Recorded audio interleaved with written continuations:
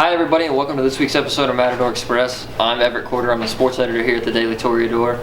And I'm Quintin Marquez, the sports writer here at the DT. You might have noticed we're in a little bit different setting this week. We got some yearbook photos going on. Did you notice, Quintin? Are we somewhere else? Yeah, Are we not? We're kind of sitting in a hallway in the MassCom building here. We got some yearbook photos going on in our normal studio, so it looks a little different.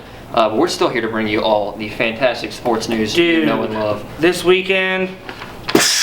Yeah, I don't know if you noticed, Quintin and I are dressed a little nicer today. Dude. What we got going, Quintin? Dude, we are here for business. I got the tie on. My boys got the tie on. We are here to talk about sports. And this weekend is going to blow your mind because I've been going crazy this whole week just thinking about what's going to happen tomorrow and Saturday. It's going to be a great weekend. We have 5, count them, 1, 2, 3, 4, 5 sporting events this weekend. 4 of them on Friday. It's going to be insane Friday for us and you guys because you're going to go to every single one of those sporting events. I know it. Not first off on the day, but first off we're going to talk about our volleyball team. Plays tomorrow, playing a home game. Who are they playing, Quinn? Tomorrow they're playing West Virginia. Yeah. 5 o'clock. Gonna be good.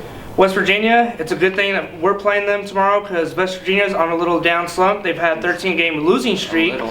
They haven't won any games in the Big 12. I mean, we don't have the best record. We're 13 and 12. But we're not West Virginia. They just they wish they were us right now. I'm just saying. Best news, we beat them on the road earlier this year. It's Tech's only road Big 12 win of the season so far. They struggled last week. They took on Kansas State in Manhattan. That was their last game. Lost that in 3 straight sets. So Tech beat West Virginia on the road. You're hoping they can at least translate that into a win. Hopefully, they're 13 and 12 right now, like I said. So getting that win in Big 12 play, give them a little breathing room. So hopefully they can still hit that mark where they finish above 500 for the season. Another kind of downtrodden team on campus right now. We're going to bring the bad news right now. We'll end with the good news. Yeah. Trust me. Just get ready. Don't stick with us. I know it's hurting right now. You're getting a lot of pain, like stabbing some knives into your bag. But we'll pull all those out. We'll give you some vitamins. We're about to go back uphill, but for right now, football. Last week we were in West Virginia at Morgantown. Not the best score. No. Tech only scored 26 points in that game. First time all season they scored less than 30 points. And they played awful against Kansas, still scored 30 points. So that was just rough time in Morgantown this week. Tech, though, still eligible for a bowl game. Yes! We got 2 games left. We got Kansas State this weekend. They play Kansas State on Saturday at 2:30. So Kansas State this weekend.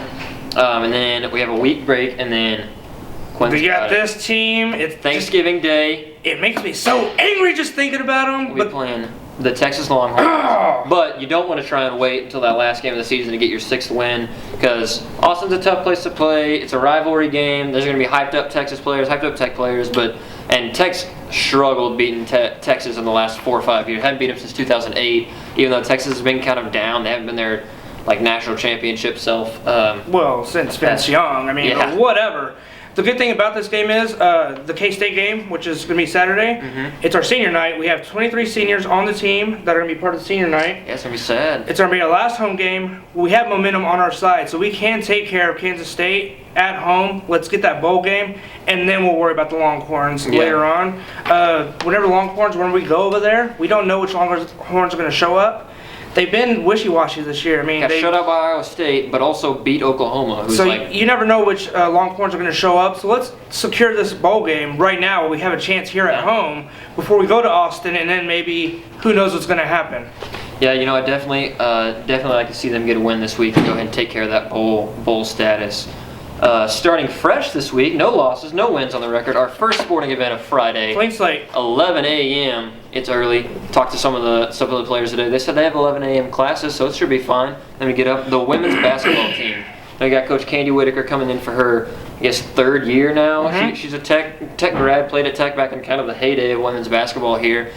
She's been making this team better. They were down when she got here. Her first season, they didn't win a Big 12 game.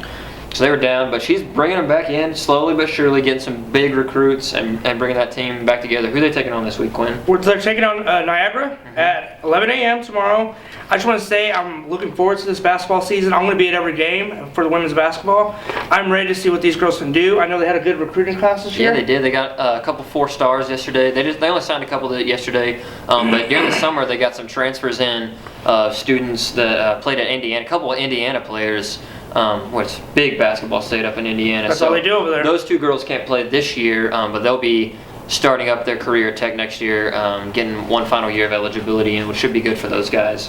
I know that we're not as as dominant as we used to be in basketball, but right now with this recruiting class, all these new fresh players coming up, and of course our coach that's leading us the way, I have a really good feeling that we're going to have a great women's basketball season. Because, I mean, if there's one thing that we know about Tech sports in general, is that we are tough. We are pretty tough to beat, and we are pretty tough to handle here at home especially. Yeah, definitely. Should be a good game. Especially if you get out of that game tomorrow, it'll be a lot of fun.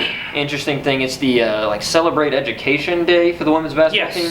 There's going to be a lot of students there. 5,500 little kids in there, little elementary kids. I was at that game last year. They're screaming and hollering, going crazy. They probably don't even know what's going on in the basketball game. They're screaming and hollering. It's a lot of fun. My aunt's a teacher in Hereford. She already texted me. She said, hey, I'm going to be there Friday. Look me up. I'll be there. I told her, I was like, there's going to be bajillion other kids there with the bajillion other teachers. I'm going to try to find you. I'm sorry if I don't catch you, but I will be looking for you at the game. So it should be fun. And then later that night, we already told you, went through all the schedule, but later that night, 8 o'clock, the nightcap for the Sports Mania game, Matador Madness or whatever they're calling it. The men's basketball team taking on head coach Tubby Smith's alma mater, taking on High Point at 8 p.m. They got a lot of youth on this team, man. What do you think they're going to do this year? I'm liking what I saw at their the basketball night they had. Great stuff. I think dunk contest the little dunk contest they had there, and I think we made Sports Center before the basketball season even started. Yeah. I mean, people are looking at Tech basketball already. And like I said, the season hasn't started yet, but I think one thing that they have in their favor is their coach, Tubby Smith. This year, he won the John Wooden Award, which is for, they pick one out every year, and it's for not only great college coaches, but also great human beings that contribute to the game, just like John Wooden did back in the day for UCLA. But so this year's winner is Tubby Smith, and I mean, I can't think of anybody that's more deserving. Yeah, Coach Smith is just such a great guy, such a nice person, and he coached Rajon Rondo at Kentucky. He coached good Minnesota teams before coming to Tech, and I mean, he knows the game of basketball, and like Quintin said, he's a great human being as well. Speaking of other great human beings who just understand the game, we told you we were going to end on a high note. Let's talk about your Big 12 champion soccer team. I cannot be more proud than I am right now. This whole season, I've got to watch the Texas Tech soccer team play. I've seen their ups, I've seen their downs. More ups than downs, I'll tell you that much. Tom Stone has led this team, mostly with freshmen, all the way to the Big 12 championship. Yes, Texas Tech, we are a soccer Big 12 champion this year. Yeah, they played 3 games in 4 days in that tournament. It's a busy tournament, busy week, I guess, for all those girls on the Big 12 teams. Take on Oklahoma in the first game, and they win that game in overtime 2-1. Get a golden goal late on, and show that clutch ability that we've seen most of the season. And the next game, take on the number 1 seed in the Big 12 tournament, West Virginia, who we lost to. We lost to that team 4-1. I was at that game. West Virginia is a different kind of animal. They are hard to play. They are hard to beat.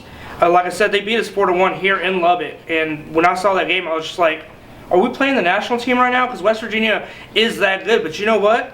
Texas Tech in the Big 12 tournament, we beat them 1-0. Big part of that, though, that back line that Tech has. I mean, Tom Stone, when they were presenting the trophy, talked about how, I mean, they're just like a solid wall back there, not letting anything by them. They win. They only gave up 1 goal in their 3 Big 12 tournament games. So they beat West Virginia 1-0, and then they go on, take on, like, I think the number 4 or 5 seed in Kansas, and they don't end up scoring that game until late. Neither team scored, but Tech scores, makes it 1-0 on the foot of a freshman. It was freshman to freshman. Talk about what that means for the future of this program.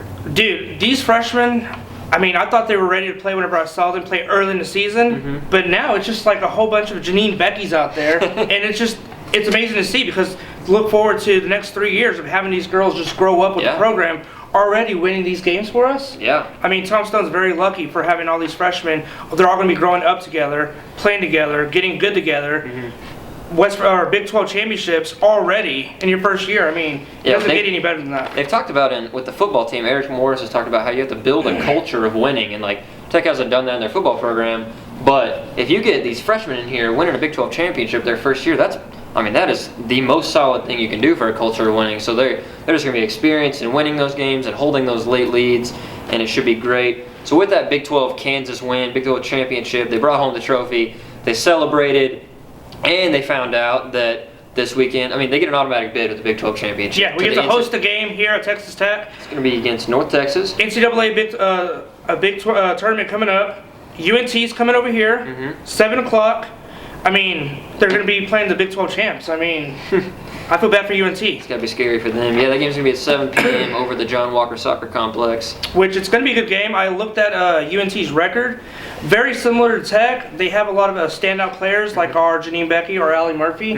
So I think it's going to be a great first-round matchup. The only downside to any of this NCAA tournament is the fact that we have the champs from last year, Florida State, in our part of the bracket. Oh, yeah. And also we have to play Auburn. When we beat UNT, Auburn's pretty much going to be the team we play next, and then it could be Florida State. Yeah, barring an upset. So I think we need to get a good start with UNT, get that win out of the way. Let's get ready for Auburn, and then potentially Florida State, the last year's championship. And it'll be a tough road to the championship this year, but it should be fun to watch. They got a good team. So last of all, we're going to recap. We got 11 a.m. We got the women's basketball game. Celebrate Education Day. We're going to have thousands of kids there. 5 p.m. volleyball game taking on West Virginia. Should be a win, hopefully. It's one of the only other Big 12 teams we had a win over. 7 p.m. NCAA tournament game over at the John Walker. 8 p.m. first men's basketball game of the season. You get to see the John Wooden Award-winning coach Tubby Smith take on his alma mater. And then go to sleep after that game. It's going to be end at like 11 or whatever. Go to sleep, go home, go to sleep, and then wake back up. 2:30 tomorrow, 2:30 on Saturday, we take on Kansas State. It's senior day. It's going to be the last time to see Jakeem Grant, last time to see LaRaven Clark, last time to see Jared Kessler. You got to get out there and see that game. And that is the Matador Mania, I think is what they're calling it. Matador Mania! So you got 5 sporting events. You cannot complain. There's got to be something for you to watch. That wraps up this episode of Matador Express. Thank you so much for watching us, and we will see you next week.